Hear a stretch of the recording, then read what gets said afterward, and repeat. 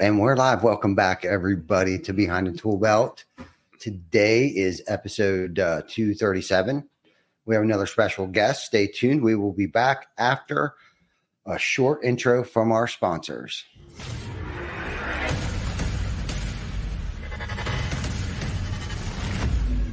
TC Backer. Roofing, siding, windows, gutters, solar. Roofing, siding, windows, gutters, solar. TC Backer.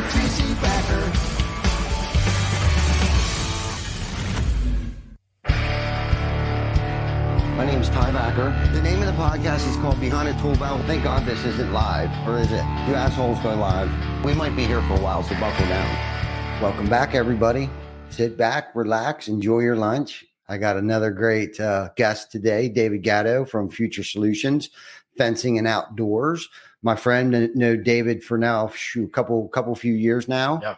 And you were on the show back down at the other studio. Yes. Down there back when we were still kind of figuring out, we still are trying to figure this thing out. And since then, we've switched times around. We've kind of switched the studio up here to the new office. That way I can kind of, and Vic isn't held hostage on Wednesday nights anymore either. So it's kind of during normal business hours. So it's kind of like a part of the workday now. Yes. And so it's cool. Thank you for coming on and carving out some time. I know you're a busy guy. I know you're very successful in life, with family, with business, and from the looks of it, you're probably one of the most wealthiest people I know. And what I mean by wealthy is because I know you have a loving wife and loving children, and Yes. and that's how we kind of measure our wealth, our success today. It's kind of giving me goosebumps because I know your story. Yeah. I know where you come from, and I know you haven't forgotten where you came from and the impact that you're trying to have on our local community, which is awesome. And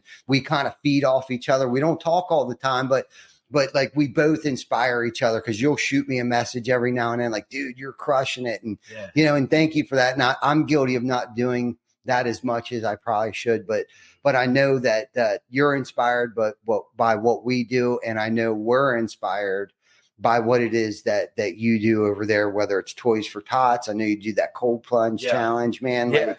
Like you're in it. It's like you're having fun, and it's cool to watch you and your team actually having fun, even during normal business hours. You guys are just freaking crushing it. So why don't you, we can talk about whatever we want to talk about, but if you just want to give our viewers and listeners maybe a little brief, who David Gatto is, what you're doing today, and maybe what the goal is. What is your why today? Absolutely. Yeah. I'll talk about my background a little bit. Okay.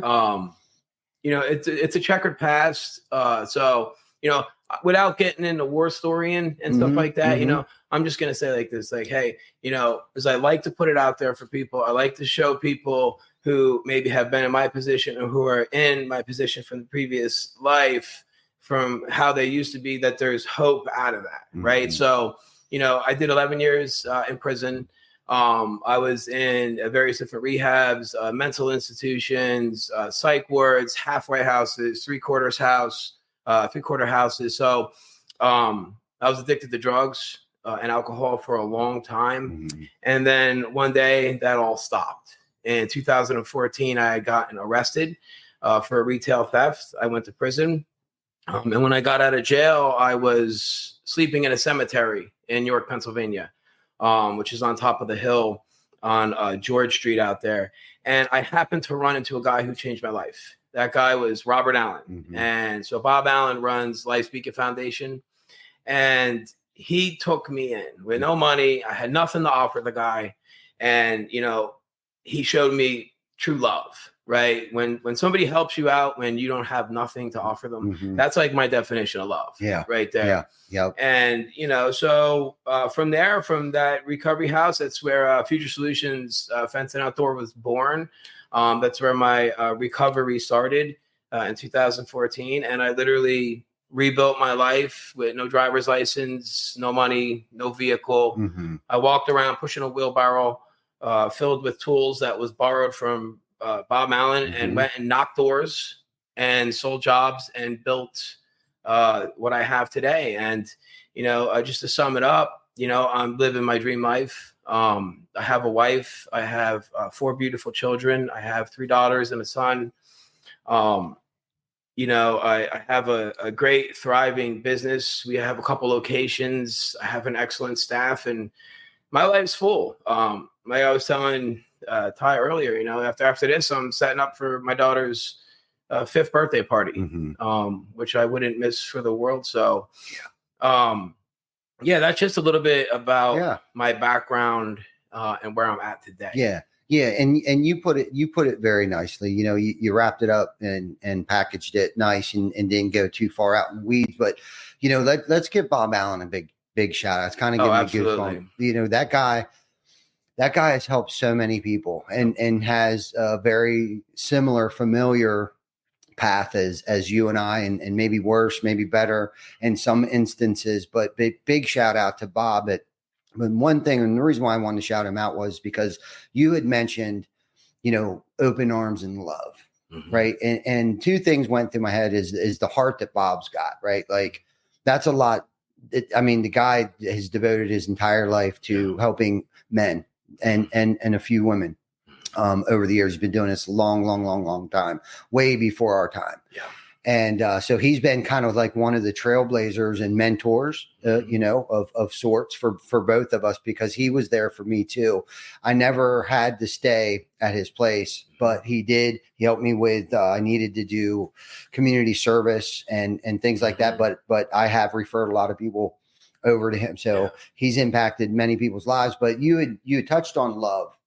And I thought to myself, when you were staying in that cemetery and stuff, and like you just needed that break. You needed to catch a break. And there appeared Bob Allen. Yeah. Right. With that love. And it's like sometimes we need people to love us, at least until we can start loving ourselves.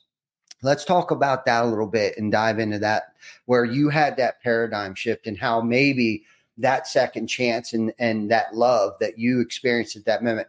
How do you think that impacted your trajectory to help get you where you're at today? Yeah. And, so touching on that, and also, so Bob, the type of guy that he is, the type of person who he likes to help, he likes to help the people that nobody else will. Everybody's done with them. You already ran all your games on them. You're out of the house. You're not even allowed on the couch. You're not allowed in the neighborhood. So Bob helps that type of person out. And, when I had gotten released and I was walking around, I remember being freezing cold outside, right? And I can remember just, I couldn't even wear my clothes that I was arrested in, because when I was arrested, they were soaking wet, so they were covered in mold, right? And so I had on some orange shoes, the Bobos. I had on some, like a commissary T-shirt, one of the white V-necks, and I had, the sweatpants on that the prison sells on commissary. And I remember just being freezing and I wanted to give up, right? And I'm like, man, because I had $2 in my pocket, right? And the thought came to me. I said, why don't I take this $2, go grab yourself a beer and just warm up, right? And then we could figure this thing out, just like old times, right? And so I feel like a miracle had happened in my life there, because I remember looking to the left and seeing Third Base, which is the beer and chicken joint down there, and having that. There was that moment in there where I could have did it and I didn't do it, right? And I just kept pushing on. And it was, it's the kind of love when I ran into Bob, when I seen that somebody was willing to take a chance on me, I decided it in that moment. I said, I'm going to give it my all, right? It's not like I'm going to slip on a banana peel and use again, right? It's a conscious decision. Yeah. And, really, Bob just took me under his wing. You know what I mean? Yep. And mentored me and showed me how to live life again sober. So, it changed my life drastically. And Bob's still involved in my life. I talk to him on a regular basis, and I help some people out from the Beacon, and whether it be with work or maybe mentorship or stuff like that. And so it's had a big impact on my life. No doubt. Yeah. And why would you say you still are in contact with Bob, and why are you helping people today? It's one of those things, like, you got to give it away to keep it, right? So, like, we have this obligation, right, to extend the hand out to other people, which, I'm not going to lie, I'm not always the best at it. Mm-hmm. I'm not going to sit here on camera and say that's how I live my life all the time, Yeah. because I get in bad spaces too. But we owe it out there to give somebody else the gift that was freely given to us. Mm-hmm. Right. And I mean, Bob's just a part of my life. He's been a part of my business. He's helped me grow my company.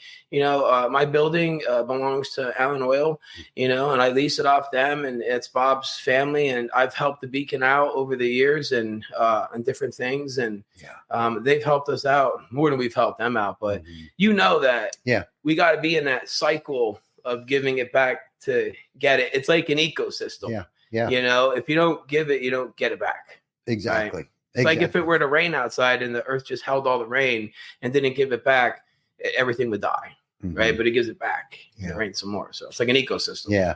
That's the way I see it anyway. Yeah. And, that's the thing. And I'm glad you said what you said, because, I say that quite often. I was in an interview with, Ed Weinstock one time at the 21 Turkey Salute. And he asked me why we did this. And I said, you got to give it away to keep it. And he kind of looked at me, like he didn't understand, what, give away the whole farm.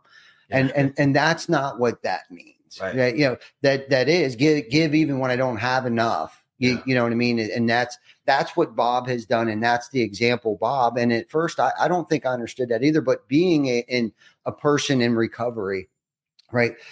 And I think this goes for most human beings in general. I think we're born selfish. Yes. Okay. As a baby, as an infant, we're very selfish and self-centered. And if I don't get my way, I'm going to scream and holler and complain and do all those things until I get what I want. So it's kind of like a selfish act. And I think, and we're so used to being catered to, and we feel like the world owes us something. And I'm sure you can relate to that, because it was like, if you would have grew up the way that I would have grew up, you would drink and use drugs the way that I used drugs. Right. You know what I mean?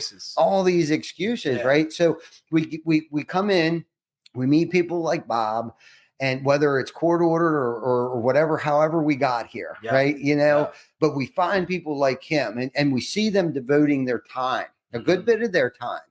And we hear people say things like, we got to give this thing away to keep it. And it's kind of like, that helps us remove self from self. Whenever we're going through something, right? Like we didn't have a toolbox before on how to deal with life on life's terms. Okay. And that's unfortunate for normal earthlings, that they're not provided a toolbox that we've been provided with. Well, in this toolbox, when I open it up, there's also a manual in there, right? And some people call it the big book, some call it the 12 and 12, or whatever other literature that we're reading at the time. But usually there's another unspoken manual in there. And it says we must give this away if we want to keep it. So anytime I get in a jackpot, right, I need to pour into other people, because it removes me from me. And then I come to find out that my problems aren't as big as that person, what they're going through. But what's cool about it is, because of our experience, we have been in their shoes. We know that feeling. We know where they're at. And what's cool is that somebody showed up for us. Now it's our moral obligation to show up for them. What has been so freely given to us, we need to reciprocate that to another individual. And that's how this paradox works. We need to step out of self, jump in, get on their level, and say to them, you know what? This is what has been said to me. I no longer have to feel the way that I'm feeling right now ever again. But I have to make that conscious decision.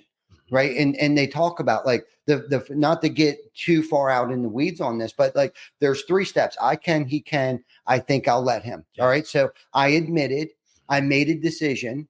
Right. And then I believe, and then all I have to do is make a decision. That's the first 3 steps. Make a decision to turn my life and my will over to something, right? Where I was the poster child for self-will run riot. Like literally it wasn't my mugshot either. If you looked up self-will in the dictionary, my mugshot would probably be in there if they still had a Webster. I don't know if you can still buy Websters or not. Sure you could. Yeah, probably.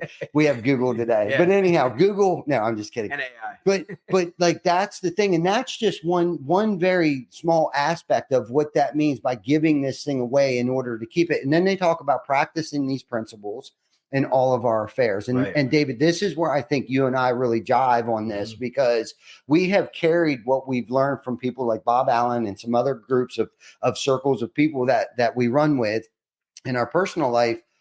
We not only practice those in those circles, we're in the trenches where people need help. We tend to bring that into our home life. Yeah. We tend to bring that stuff into our personal life. So it's kind of like the way that we run our organizations is how we would want to be treated as individuals. And then we create a culture. And at least for us here, everybody under this roof, whether they know it or not, practices these in recovery or not in recovery. And now I think they've heard me say this long enough that they too practice these principles in their lives as well, because that's kind of like our core values are kind of built around, the principles that we're talking about right now. And again, I'm not trying to break anonymity. I'm not trying to be the press, the media, and all this stuff. But I think the point that we're trying to make and why we're talking about this topic right now is that, if no one gets anything else out of this, like if anyone's ever struggling with mental issues, drug addiction, alcoholism, please reach out to David. I'm sure I can speak on David's behalf, or Vic. Please reach out to any one of us. And we just want people to know that there is hope. And if you can go from a jail cell to I don't even know what size your warehouse is down there now, to, from a jail cell floor to a 5,000, at least 5,000 square foot warehouse. 15. Yeah, it's huge. It's huge. It's like a block long size warehouse, the penthouse. If you can go from the jailhouse floor to the penthouse, right? Like anybody can. Yeah. Would you agree with that? 100%. I mean, I don't have a college education. I think I made it to the 8th grade.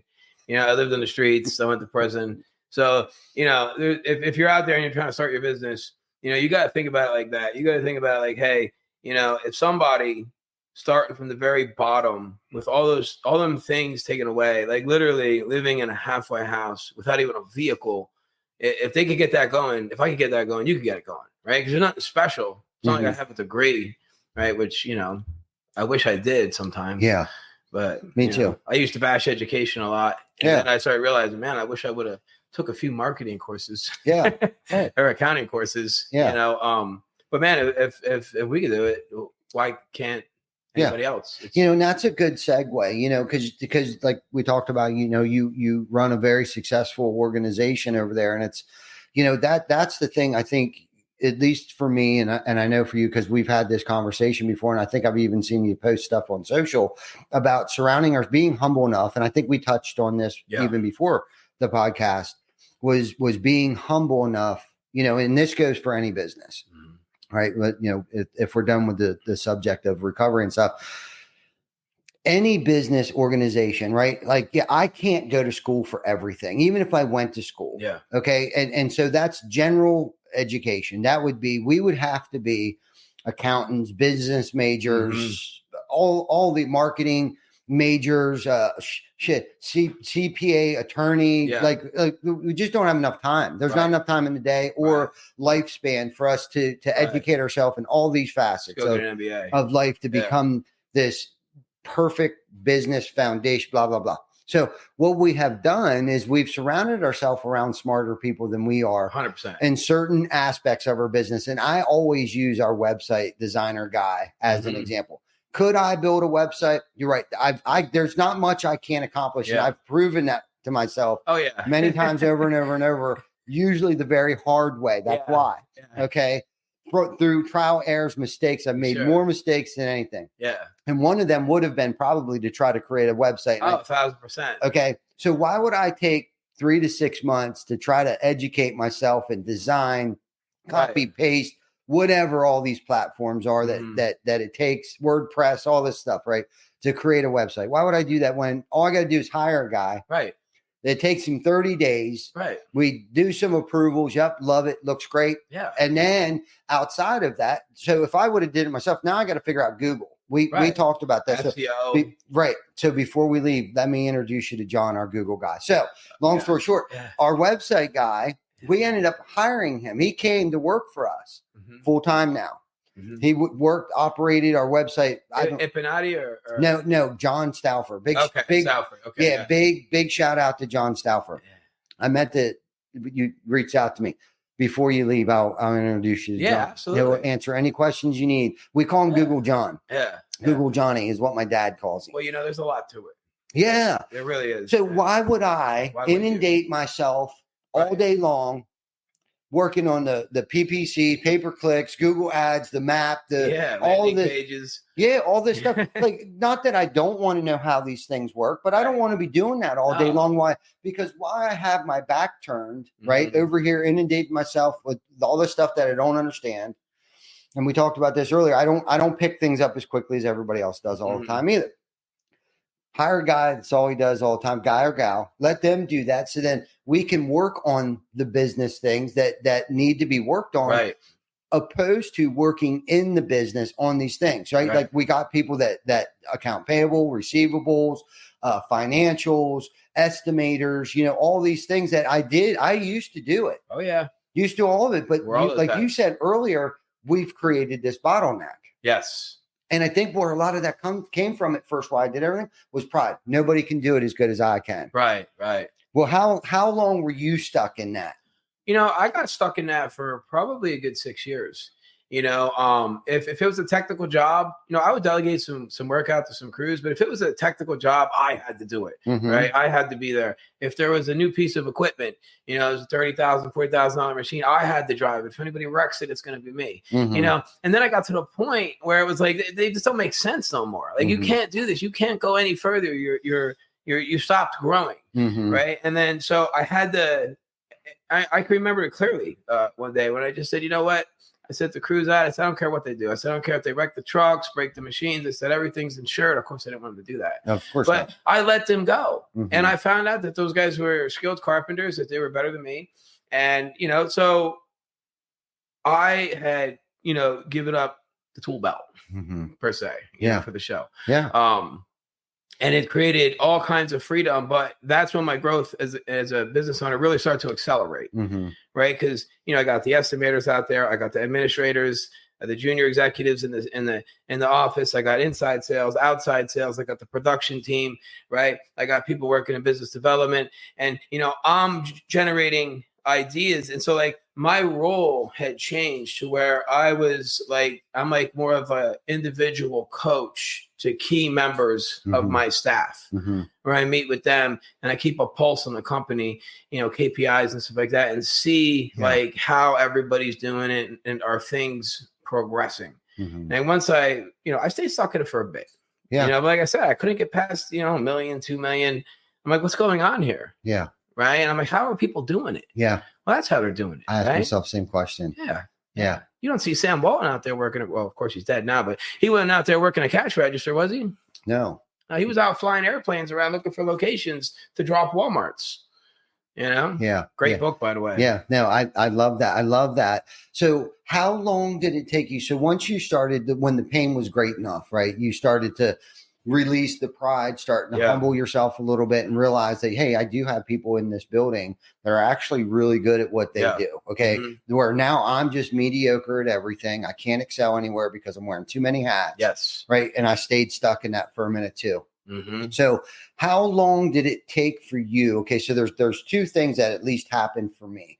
When I started to let things go, I found that I had more time on my hands, but I found myself like I didn't know what I was supposed to be doing anymore. Yeah. Did you suffer from that at all? I did because at first I started feeling guilty a little bit because I'm like, man, I'm out here at the beach, I'm riding my motorcycle around out here, I'm hanging out, going to the casinos, I'm doing this, and my staff is in there working, right? So I felt guilty about that, and then because I'm like, man, I don't want the guys to see this stuff.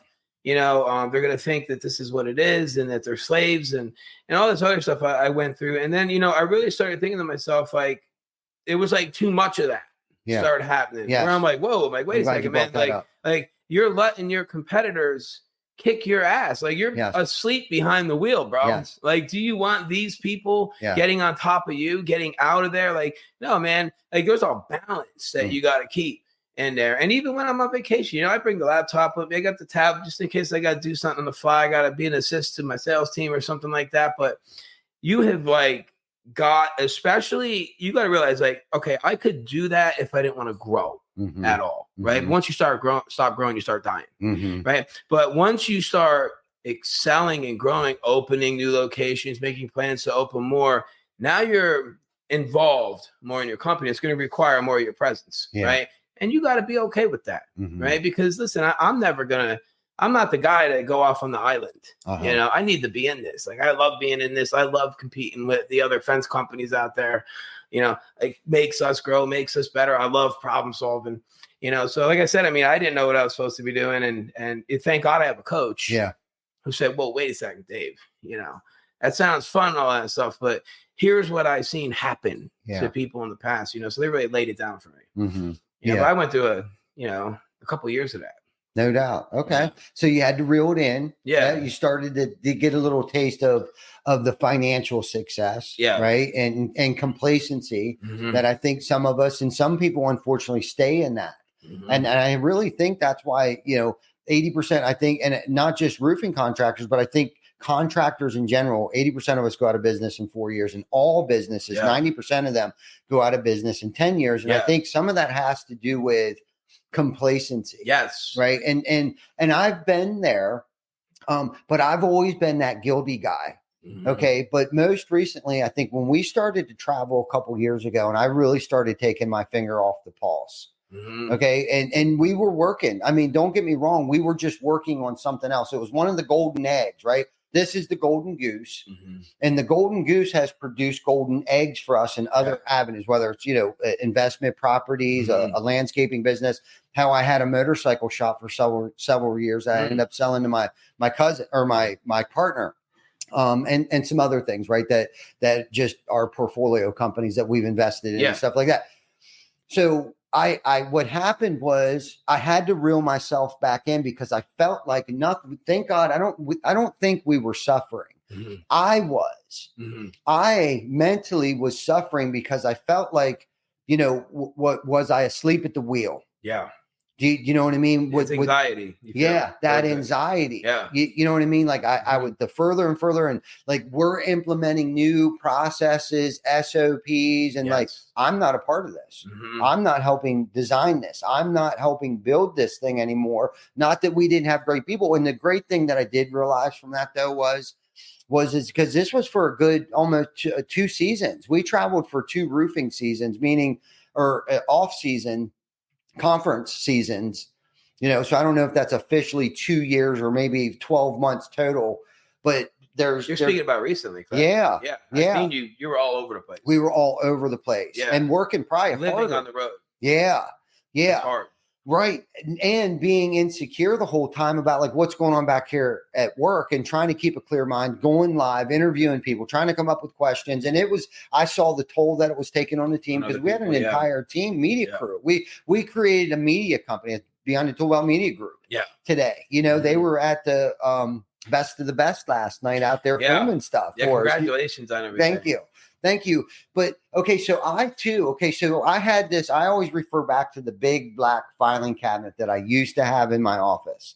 Okay. And we were digital, but I was still kind of paper. Yeah. Okay. Where I'd get the paper purchase orders and I'd print them out and I'd have the girls put them in the folder. I actually would let somebody else put them in the folders for me and stuff. And we're going back a couple of years now.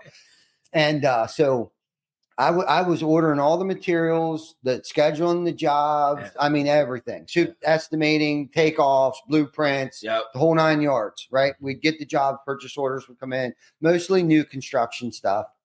And we had Chris Baker, who's still here, Brandon, Tyler, who's all still here.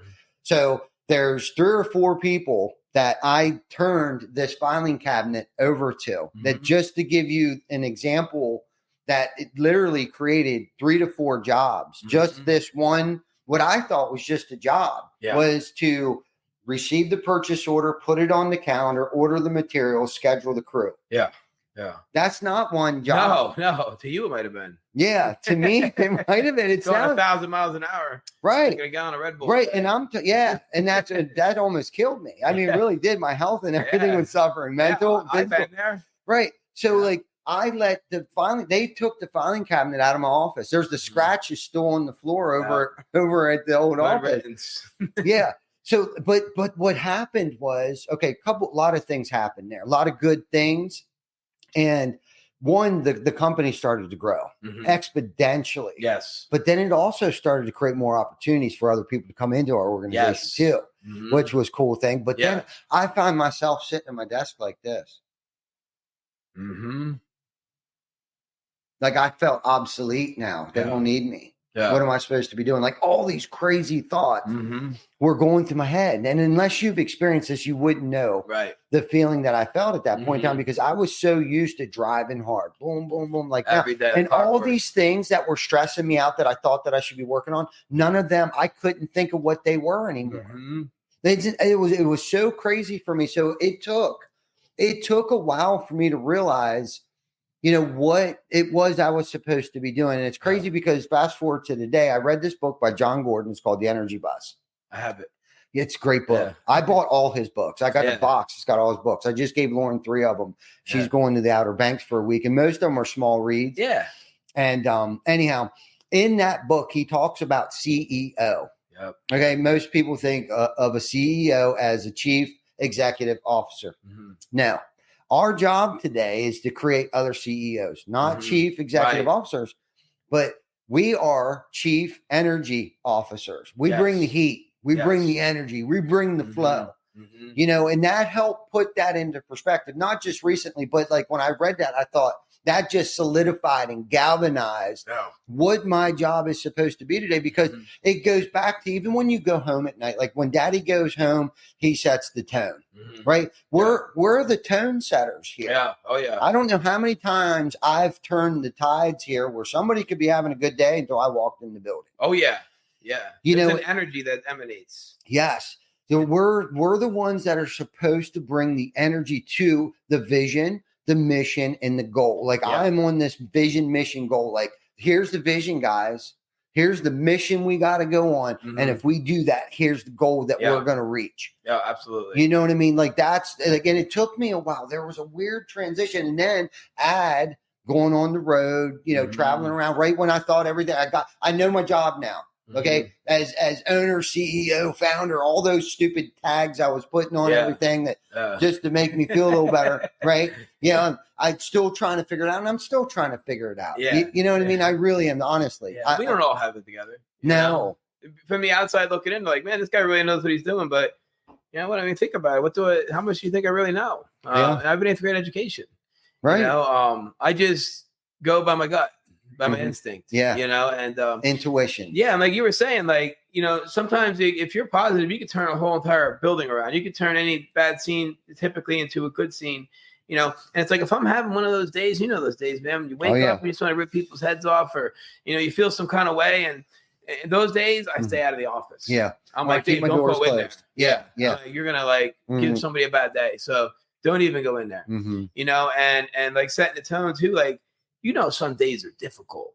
You know what I'm saying? Like you might have had all different types of stuff. Maybe some irate customers. Maybe some guys broke some stuff over here. Maybe somebody's car got hit over here. Yeah. And all these things going on at once. But when you walk in through the door with your family, you got to set your tone. Yeah. Right. So you don't want to come in there complaining about how bad your day was. Because what type of examples are you setting for your kids? Yeah. Oh, why would I want to be in business? Yeah. Look at the way that's affecting dad. Right. You know what I mean? Right. I think about that stuff. I'm not good with it 1,000%. Yeah. But I'm conscious of it. Yes. And working on trying to get better. Yeah. And letting go.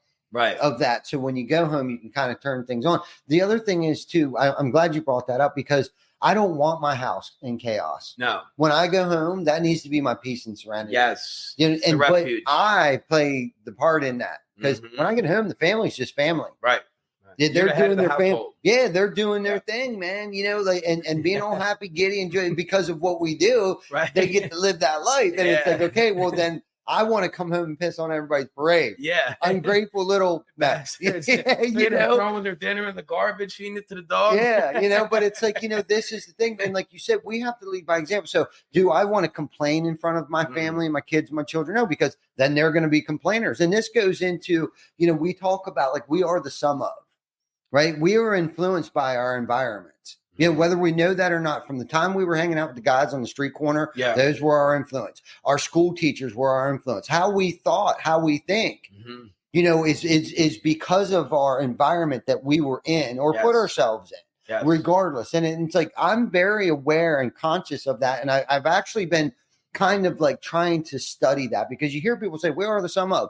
Yes, but let's dig a little deeper into that. Like today, I do have a choice. I have a choice to like what media outlets I'm listening to, what podcasts I'm listening to, what books, what specific things I need to study to become a better parent, a better entrepreneur, a better leader, right? Because you were talking about like we could go to school for all these things. It's like, that's great. That's general stuff. But today we have a choice to divulge ourselves in whatever, and then surround ourselves around risk takers, people that have been successful, people who have seen 9 figures, people who have, you know what I'm saying? Like those are the people, and not be intimidated or insecure or fearful. Because they were where you were at. Yes. At one point in time. And ask questions. Yes. Yes. You know what I mean? So it's like, yes, we are the sum of. Right. Even going way back. So it's like, why do I want to go home and be all these things that I don't want my kids to grow up to be? Yes, I want them successful. Yes, I want them wealthy. And I'm talking wealth in health and spirituality and physical fitness. And that's what I mean by wealth and success, first and foremost. And what that is if we can work on ourselves, right? That's the input. The output is the financial success. Absolutely. That's where financial security, where that lack of insecurity goes away. Even if we're broke, it doesn't matter, because we're okay with us, because we're taking care of ourselves mentally, physically, spiritually, emotionally, all these things, as long as you're in a good spot, because it is, at the end of the day, it's our perspective. It's our perspective. It's that paradigm. It's always a perspective. Paradigm is how we see things, perceive things. Yeah. No, I agree 100%, you know, and it goes back to like, somebody asked me this the other day, you know, about my past, and, you know, they asked me like what I would do different. And honestly, like nothing. Like I wouldn't want to go back in my past and even have the risk of touching something. Like the butterfly effect. Exactly. And because that all led to this, right? So like my tolerance to pain, all that stuff that I went through in the street, because, you know, you got to have a high tolerance for pain to be in business and to growing a business. Yes. Like all that stuff led to this, right? So it was fortifying me, forging me for something different. Why I had to go through them experiences, I don't know, 1,000%. Am I happy that I did? Yes. They were very rough, but listen, I wouldn't even want to go back and even disturb anything. The wind, nothing, you know? So it's just, when you were saying all that, I was thinking about that. And I'm like, I wouldn't want to change a dang thing. No. Prison, nothing. The rehabs, the living in the abandoned buildings, sleeping on the sidewalk, none of it. Yeah. So there wouldn't be a Future Solutions. There wouldn't be a Emma. There wouldn't be a Zoe. There wouldn't be a wife. There wouldn't be that beautiful house I live in. Yeah. I wouldn't have it. No. Yeah. So we got to keep that in perspective. Yeah. And I'm glad you brought the tolerance of pain up, because, you know, I think, especially the three of us sitting in this room right now, our tolerance, the threshold for pain for us, the tolerance, I think, is a little bit more than normal people. And I'm going to not categorize us in the normal bucket, because I'd like to think that I don't think we're quite normal. Okay. And that goes for just about any entrepreneur. I concur. You know what I mean? It takes a special breed, the 1% of us that can endure that pain, that gamble, that the fear of the unknown, we can handle. Don't get me wrong. I might act out a little time, but that doesn't mean I'm not going through it. Right. And driving and getting there. And Janet tells me all the time, she's like, dude, I don't know how you just made that phone call. It's like, somebody had to make it. I mean, we're just going to ignore it? Like, no, I had to deal with it. I had to kiss their ass a little bit. Okay. We had to re-tear their roof off 3 times. I don't know what to tell you. We had to do it. I couldn't run from it. I'm taught today that I'm here to face everything and ride, not fear everything and run. Right. You know what I mean? Yes, I'm scared sometimes, but I'm not letting that hold me back like average Joe. You know what I mean? And that's the difference, I think, of what makes us maybe not normal or maybe slightly crazy, because I think that there's a fine line between genius and it's a mix, insane. Yeah. You know what I mean? And being a visionary. Yeah. Right. I read something the other day. I think it was by Simon Sinek, that it's like guys like us, okay, especially us, we just have to have a great imagination, but be humble enough to find those that can actually do it. Yeah. Yeah. You understand what I'm saying when I say that? Like, yes. I don't have to be the smartest guy, nor do I want to be. No. And what's cool about this today is you know what? We don't have to make all the decisions all the time anymore. No, we don't. My wife can make decisions for us. Chris Baker can make, Glenn, Stacy, Kim. Dude, I ran the business where they were all outside the door waiting for me to tell them what to do every minute of the day. Yeah. And the culture was good, but that was just the culture that we had built. Yeah. And it's like, you know what? Like, and then I'd get pissed off about them knocking on the door all the time. Why won't you leave me alone? Well, because I didn't teach them how to think on their own. Yeah. Or empower them to be able to do that. You know what I mean? Not to get off track here a little bit, but it's like what has happened is that I'm okay with everybody else making decisions too. Yes. But I also need to be okay with them making mistakes. Oh yeah. Well, that's how they learn. That's how we learn, right? The mistakes are necessary. It's funny you were saying that because, just today I was in the gym and I was working out, and we're going to be implementing a railing and a decking side to our company. And I've been doing all this stuff on my own. I've been writing this business plan out with all these time frames and budgets and how we're going to roll it out and how we got to penetrate the market with it. Yeah. And I was thinking to myself, I said, Dave, give this to your production manager and your inside sales guys to work on this, right? Because I'm empowering them to do that. I mean, my production manager, Trevor Seiler, way smarter than me, right? Kid's never been in trouble in his life. He's got a great education. He's responsible. Trevor Roy, too. Fantastic salesman, fantastic at videos. Give this stuff to them, right? Like, take some of this off your plate. Like, you hired people that are a lot smarter. I just think differently than them. I think in a different perspective, right? I could be $1 million in debt, and my perspective on it's no big deal. This is normal, right? Yeah. This is what happens. This is money for inventory. This is, but if you were to give, like if my wife were to see that, oh my God, that's what's happening. We're going to lose it all. Don't worry about it. Yeah. Everything's under control. That's why we don't bring that shit home and talk about that in bed. Yeah. You know what I mean? Yeah. But, yeah, great stuff, man. That's a great point. Yeah, right, it was good. How far are we into this here? Because I know you're busy, David. 44 minutes. Okay, 44 minutes. Okay, I know you're busy. We got about 15 minutes left. Before we get off here, man, if there was one thing that you wanted to leave with our viewers right now, man, what would that be? Whether it's professional or personal or all the above encompass. Obviously, the thing about turn your life around. It doesn't matter where you're at. You can start wherever you're at and you can move ahead, right? But I really want to talk about this. And I've talked to a lot of successful entrepreneurs and people that were successful in their trades too. And I always like to ask them one question, and I always say this, like, hey, if you were to do one thing differently, what would that one thing have been through your success, through your growing this company? Keys get 8-9 figure companies, and they all tell me the same thing. They all say, like, hey, I wish I was present for my kids and for my wife, right? And I could always see it choking them up, right? And so that's what I kind of want to end with that. And I want to talk about, like, okay, so some of that stuff might get pushed to the side, but there's two sides to every coin, right? So if you do this thing right, if you do this entrepreneurship right, and you build this stuff out right, and you create the, systems and processes, procedures, you delegate, automate, you eliminate things, you create that space for that freedom to not have to miss anything with your family. Because, people might say, oh my God, as an entrepreneur, you go from working 40 hours a week to working 24/7. That's not true, right? Because we have created a lot of freedom. Obviously, I'm here in an afternoon. It's, what is it, Wednesday? Yeah. Right? I was at the gym before this, right? So obviously, I'm there, I'm present. I just want to leave that with everybody. Like, don't be, like, as my pastor said it. He said, I wish I could do a do-over there. I wasn't present. That I would come home, I would see my son's baseball glove and his baseball by the garage. And I knew what that meant, but I thought it was more important what I was doing. And now I look back and I found out it wasn't that important. Because listen, I could go out of business right now. And I'm telling you, I could rebuild another business, probably another trade, and make $1 million my first year.